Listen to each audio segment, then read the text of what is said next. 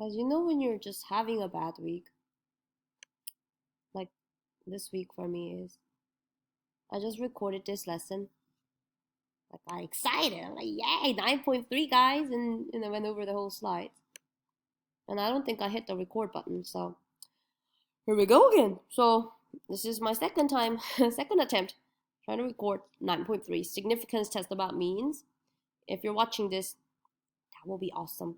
That means it's going to be saving it. I'm just not having a good luck with recording this week. First, I had to learn that I need to clean my or empty my trash can time to time. Otherwise, nothing will save into my computer. But it's refusing to empty my trash can.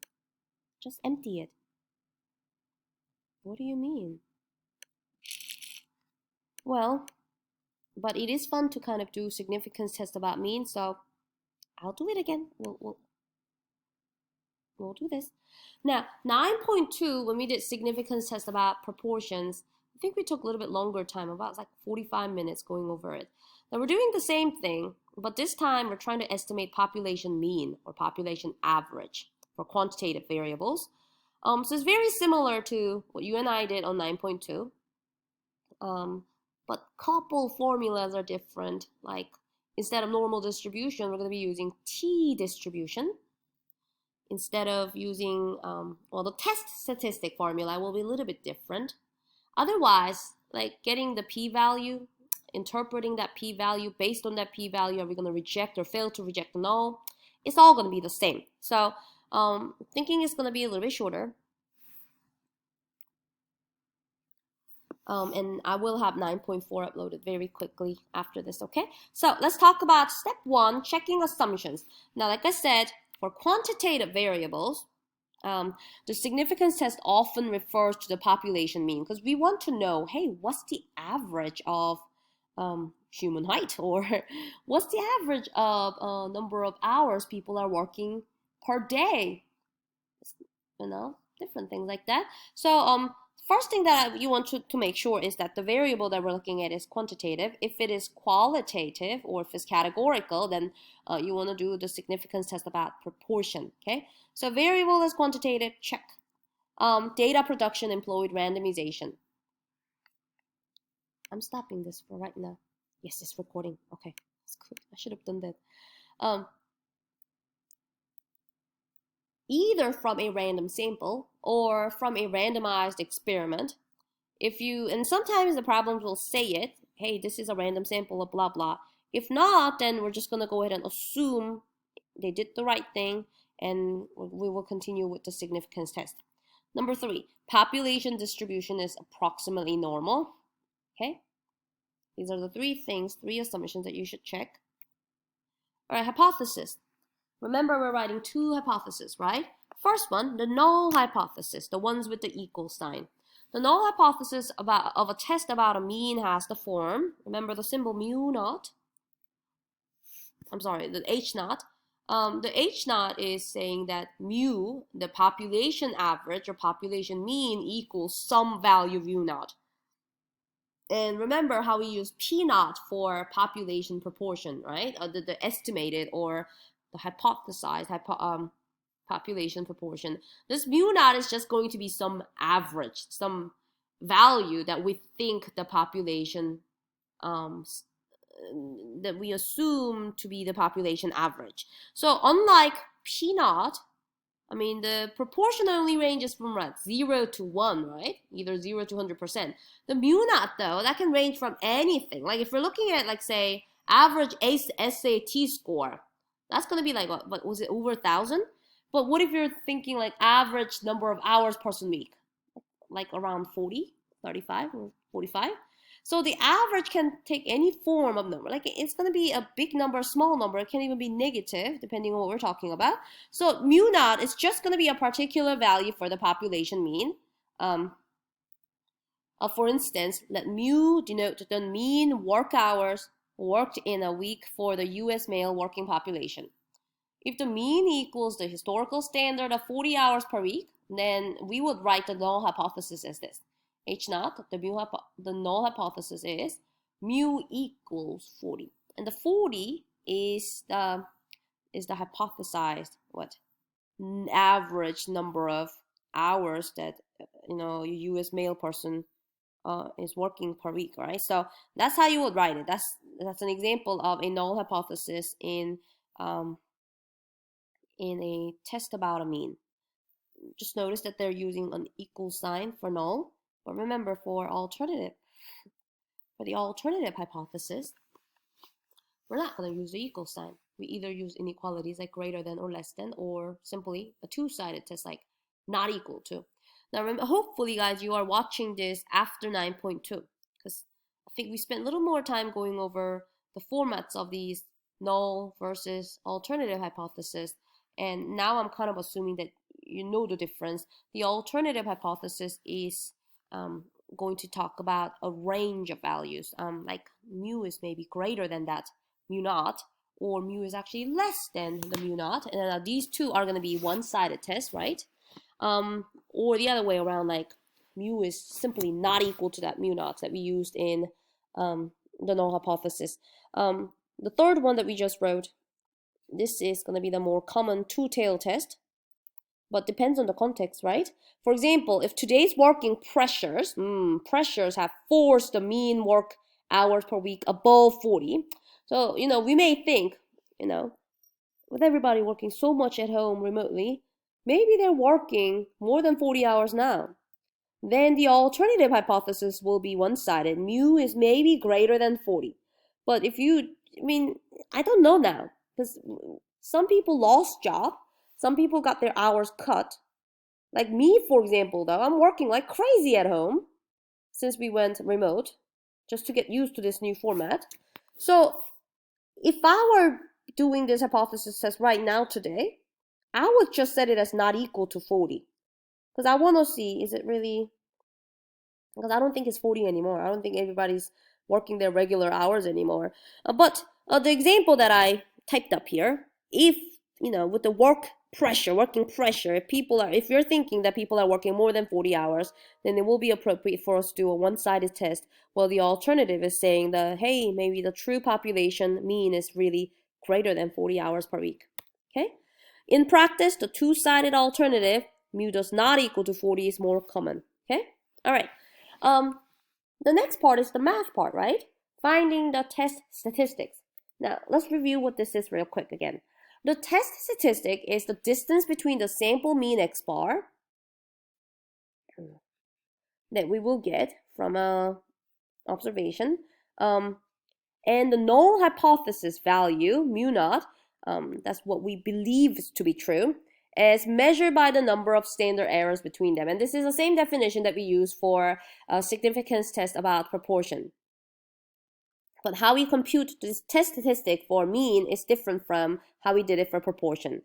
We're going to perform t-test instead of z-test. Okay? When the population standard deviation is unknown, and that was very common, right? If we don't even know what population mean is, how are we going to know what the population standard deviation is? And very often, we're not going to know that. We're not going to know what population standard deviation is. Then what did we do? If we didn't know what population standard deviation was, then we borrowed from sample, right? We used sample standard deviation, little s. And when we did that, we brought more error to our calculation. And more error means, well, maybe it's not appropriate for us to use normal distribution anymore. That's why we went with the distribution that had slightly higher standard deviation of t-distribution. So if you do not know the population standard deviation, then go with t-test. Okay, here's a formula. And almost all the time for the significance test about mean uses t-distribution instead of z normal distribution, okay? So the formula, it looks just like the z-score, right? What you're going to do is you're going to take x bar and subtract the mu naught, and that's the number that we use to write the null hypothesis. How far away is our sample from the claimed average? That's what we're doing, finding the distance.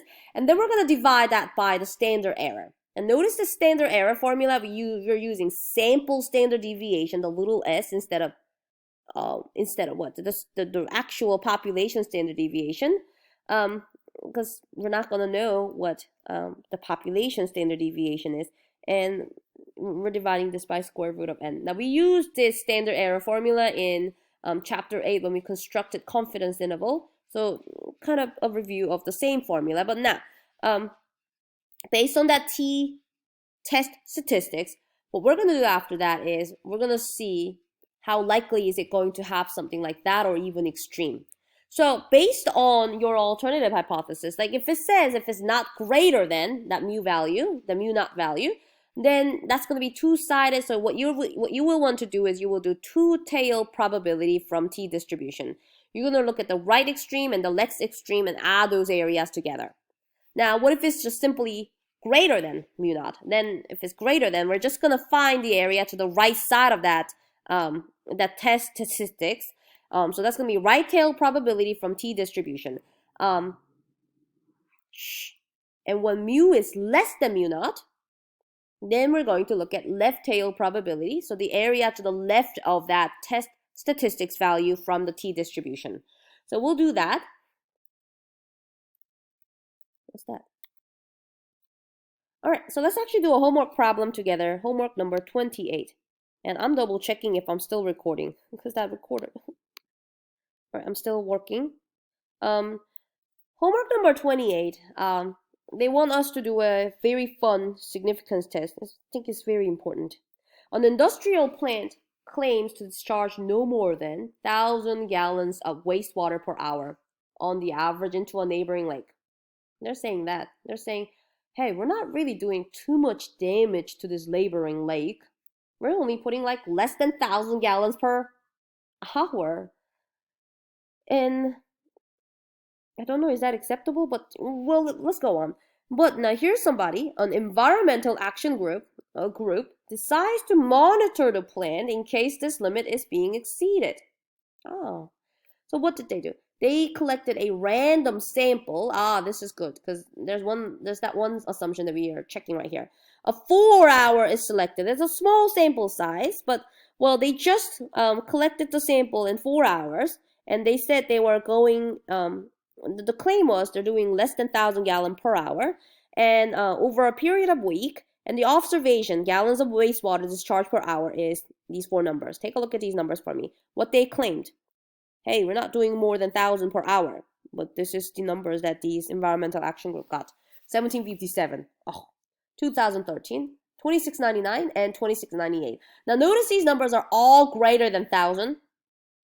So I'm thinking, are they being honest? Are they really discharging less than 1,000? Because these numbers are all greater than 1,000. But then here's the thing though. Maybe this just happened out of, my sampling error, or I won't say error because it was a random sample. Maybe it just happened by chance. And if it's not something that just happened by chance, is this statistically significant for me to say, hey, I reject your null claim? That is not true that you guys are discharging no more than 1,000 gallons of wastewater. Can I use statistics to answer that question? Can I go ahead and do something so that they discharge less pollutants in my neighboring lake? So that's what we're going to do in this significance test.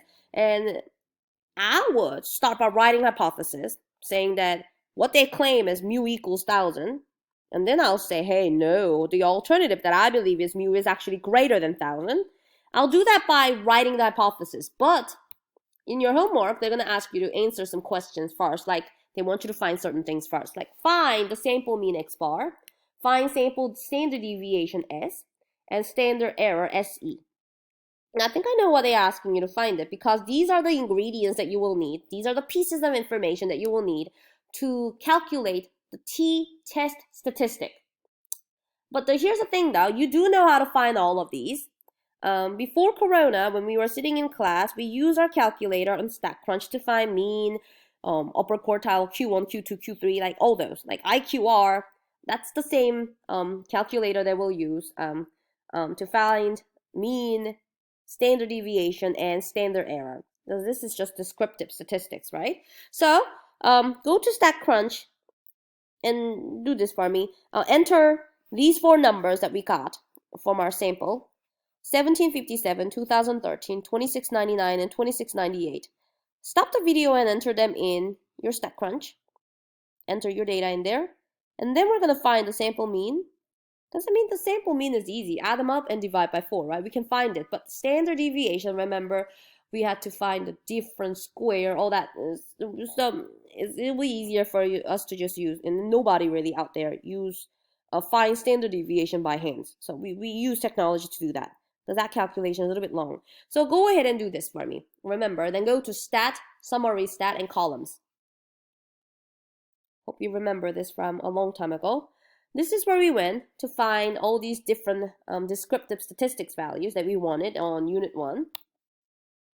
But we just want 3 things this time, right?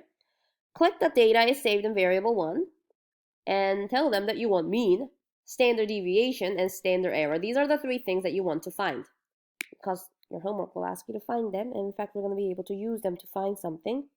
All right, if you go ahead and hit compute, ta-da, they're going to give you everything you need. The mean is 2,291.75. Now, that is a big number. They just claimed they were talking how they put less than 1,000 gallons per hour. My 4 sample over the 4-hour period had a sample mean of 2,291.75. That's why. I mean, before I did this data, I mean, I saw the numbers are bigger. So I just kind of felt like they're doing more than that. So mean came out so big. But could that mean be just so big by chance? Or is it statistically significant? That's what we're going to do in this significance test today. Standard deviation is 481. Because that's a big standard deviation. Maybe that's normal to see something like this. I just don't know. I have to do a significance test. And the standard error is going to be 240.58. So write these down, please. Because as we're gonna use these. We're going to use these to find test statistics, okay? All right, so they already wrote the hypothesis for us, and see if we agree with these hypotheses. Mu is 1,000, mu is 1,000.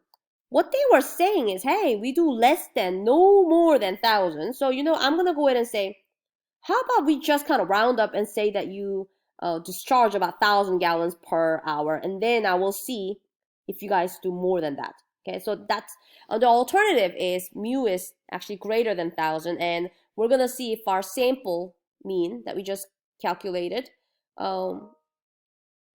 will give us a strong evidence against the null hypothesis, their claim that is no more than 1,000, or I'm just gonna set it as equal to 1,000. Okay, so let's find the test statistics, and we can find this by using that formula that I gave you a couple slides ago.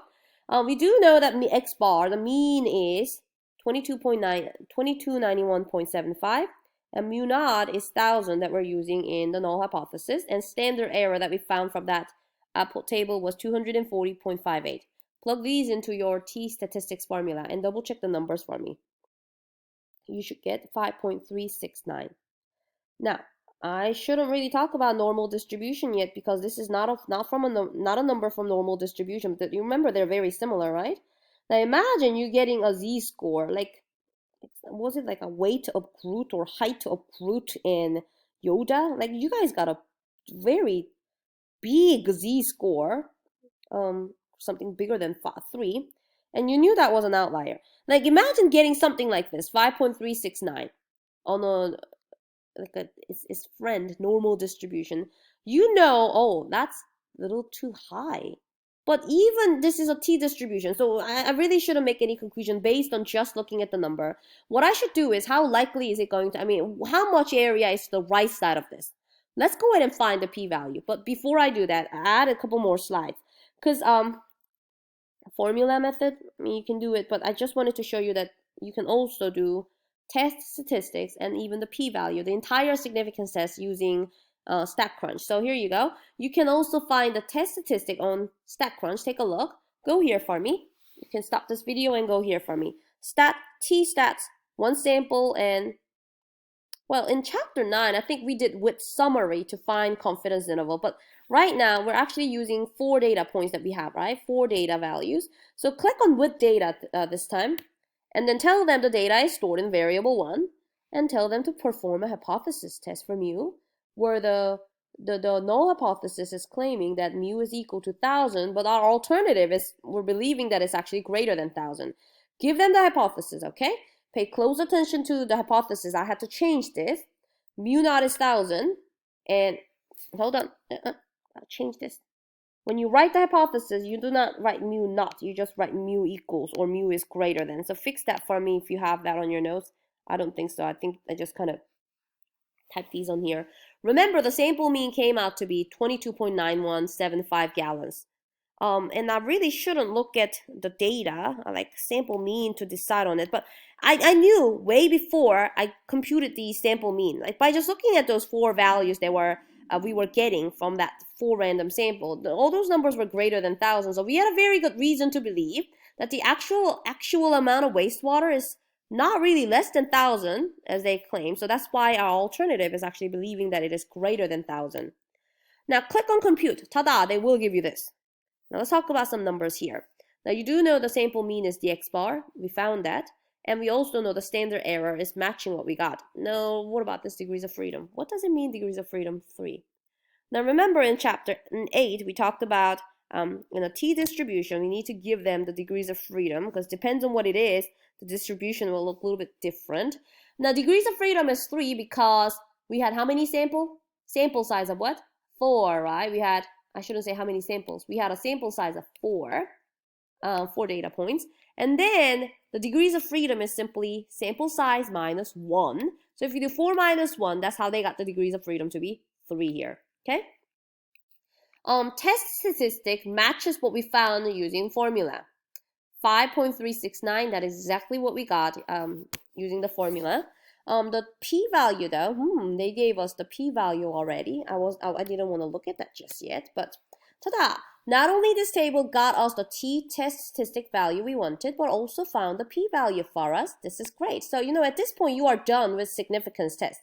You just got to report that p-value and interpret it. Make your conclusion. But this is, what I want to do is I want to go from that t-stat, okay, that t-test statistics value. We're going to find the p-value and describe if there is enough evidence to reject the null hypothesis at 0.05 significance level. We're setting alpha to be 0.05. You already saw the p-value, didn't you? It was smaller than that, right? Now, here's the thing, though. We already got the p-value to be 0.0063 from the previous slide. The output table from StatCrunch already kind of gave it to us. But I want to do something because sometimes a problem is just set. You know, you can type in data points and get the t-test statistics, p-value, and everything. Finish your significance test in a single click. But, you know, my math lab, and maybe I will too, we can give you something a little bit more tricky to see if you can go from t-test statistics to the p-value. Okay? It's like me giving you a z-score and asking you how much is to the right or left of that z-score in a normal distribution. So, suppose that we forgot about that p-value from the output table. Let's try to find the p-value using t-distribution, given that the test statistic, we got the test statistic is 5.369. Why am I doing this? Okay, because you're like, we already got the p-value, we're done. I'm doing this because I saw your homework number 27 and I liked it. I'm like, oh wow. They're asking you to go from t-test statistics to p-value. So I want to just review. The thing is, it's all in your head already. You do know how to do this. You've seen this before. But just a review that we can actually use the t calculator. Go to calculators and go to t. This semester, I never really got to go over how to read this from a table of values. And for normal, there was one table, but for t-distribution, they have so many different t-distributions based on what degrees of freedom is. So we just kind of did this on StatCrunch calculator. So go here for me. And then, remembering the alternative hypothesis, the mu is greater than 1,000, what we want to find is how much is to the right side of the t-value of 5.369. So when you are setting up this t-distribution calculator, you're going to click on greater than or equal to that value right there, 5.369. And the degrees of freedom that we must give them is going to be the sample size minus 1. And we already talked about how the sample size was 4. So the degrees of freedom is going to be 3. 4 minus 1 is 3. So the T calculator, this is what you want to enter. Degrees of freedom is 3. And set, because we want the right tail probability, set that probability at x is greater than or equal to 5.369. And, you know, before I hit the compute button, this right side was blank. But if you click on compute button, ta-da, they will give you the area that is to the right side of 5.369. And as you can see, it's very small. The p-value is 0.0063. And as our output table on slide 15 gave us, they are exactly the same. So you do know how to go from test statistics to p-value, and that is just by using the T calculator, right? So you don't really need to start from the very beginning. You do know how to find the p-value now. All right. Notice that you can use the T distribution calculator backward. You can give them, hey, you can ask them, hey, what T test statistic will have 0.05 to the right of it or 0.05 to the left of it? So I want to do that one. Let's take a look at an example. Homework number 26. I think that was very, very cool. So I'm going to go over this with you, just using and right now I'm just kind of temporarily leaving my wastewater problem just hanging there because I wanted to just kind of talk about the powerful T distribution calculator to solve a problem backward. A test for a mean uses a sample of 28 observations. So this is homework problem number 26. When I clicked on homework number 26, these are the numbers they gave me. But they may give you a different number, so don't do what I do, okay? You do your own problem, okay? Because the numbers are going to be different. Well, my sample size is 28. That means my degrees of freedom is going to be 27, right? Find the T test statistic value of a p-value of 0.05 when the alternative hypothesis is A, B, and C. So what we want here, we usually do backward, right? What kind of T value will have a area of 0.05 to the right of it, or to the left of it, or on the left and right side combined? That's what they are asking. So we're going to use the T calculator backward. So let's take a look. I had 28 observations, so my sample size was 28. You look at your sample size in your homework problem, it's not going to be 28 unless you and I get the same exact problem. But my degrees of freedom is 28 minus 1, 27. So that's why I had typed up 27 in here. And part A was asking for mu is greater than 0. That means I want the right tail to have 0.05. I want the right side of this unknown value to have 0.05. So look how I left this middle box blank so that it can compute the T statistics for us. Leave this blank, and when you click compute, it's going to give you that T statistic value, okay? If I hit enter, ta-da, they give it to you. It's a positive number, okay? 1.7032. So the test statistic of 1.70 will have about 0.05 to the right side of it, area to the right side of it. Now, what if it's less than? What if it's less than? And that number 0 they're using, it could have been any other number. It doesn't really matter, right? Because that's just a hypothesized sample average. But still, the degrees of freedom is 27. But this time, because the alternative is stating that mu is actually less than, that mu naught, change the symbol to less than or equal to, and still type in 0.05 on the other side. What we are trying to find out is what kind of T statistics value on this distribution has 0.05 area to the left of it. So we're expecting it's going to be a negative number, right? Now, maybe you could have guessed it. Now remember, the one that has 0.05 to the right of it was positive 1.70. The one that has 0.05 to the left of it, that's going to be negative 1.70.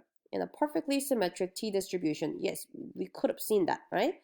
So that's how you can find it. But then the last one, the two-sided, is a little bit more complicated.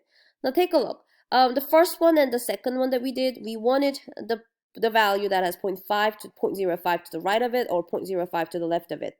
What we want is this. We want two values. One's going to be positive and one's going to be negative. And they're going to be exactly the same because it's symmetric, right? That has 5% combined to the left and right of it. So what we want is this. We want 2.5% to the right of this number, positive number, and 2.5% to the left of this negative number. Does that make sense? So it's easier to just find, I mean, if you want the 5% on the extremes, left and right tail together, then how much is in the middle, guys? If you want 5% outside, you have 95% in the middle, right? So this is what you're going to do. Type in, and please click on this time for these two-sided, because you want the two values, click on the between, click on between option, and type in the degree of freedom, which was 27 for mine, and type in that you want 95% in the middle. Why? Because having 95% in the middle means that I have 5% left and right combined together. So 5% combined together means I have 2.5% to the left, 2.5% to the left. So you could have done the standard and just get the negative and positive of it. But I think this one is a good way for me to kind of connect how the result from a 95% confidence interval and the result from a significance test, a two-sided significance test of alpha level 0.05 will give you the same or consistent conclusion. Okay, so if you do that and click OK, they give you these two numbers. Now notice this is not the same as 1.70, right? Because when we did A and B, we just wanted a number that has 5% to the right or 5% to the left. Now what we got this time are the two numbers that has 2.5% to the left and 2.5% to the right. So the middle is 95%, but we just need to grab these t statistic values.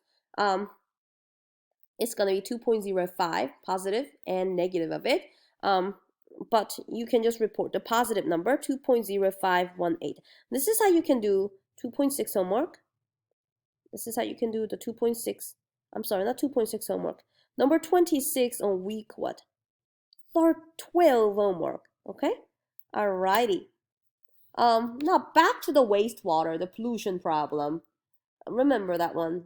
The p-value that we got was very small. Remember, it was like 0.006, something like that. Both from the output table and from finding it on the t calculator. It was definitely smaller than the set alpha level of 0.5. So what do we get to say? Is the null hypothesis plausible? No, right? If they're really putting less than 1,000 gallons in the water per hour, then it is highly unlikely that we see such huge sample mean.